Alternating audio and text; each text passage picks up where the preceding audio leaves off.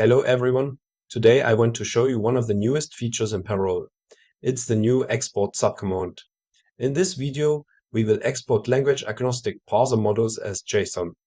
We'll cover both LLK and LALR1 grammars. You will see three things. First, the exact command line workflow for parol export. Second, how the JSON differs between LLK and LALR1. And third, how this enables external generators in any target language. Until now, Parol has been best known as a generator for Rust and also C#, but many teams want to build parser tooling in other ecosystems. The new export subcommand solves that. It emits a stable, language-agnostic parser export model as JSON. The JSON contains grammar-derived facts, for example, productions, scanner definitions, and parser algorithm data. Policy decisions stay outside of this export.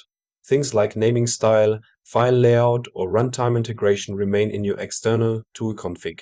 Let us start with the tiny LLK grammar. It passes a simple structure with var, a list of identifiers, and end. For this grammar, we run the command parol export-f generate.par --pretty -o export llk.json. In the resulting JSON, check the algorithm field first. It is set to LLK. You will also see LLK specific lookahead automata, and the LLR parse table field is null in this case. Now we switch to a LALR1 grammar. In Parol, this is enabled with %grammar type then LALR1. The command is almost the same. Parol export-f generates underline lr.par -pretty -o export-LALR1.json. This time the algorithm field is LALR1. Lookahead automata is empty, and the LAR parse table is fully populated. So the model shape stays consistent, but the algorithm-specific section changes exactly where expected. There are a few top-level fields every consumer should handle first. Version, algorithm, non-terminal names, start symbol index, production scanner, and production data types. The model also carries a schema version that lets you build strict version-specific decoders in your own tool.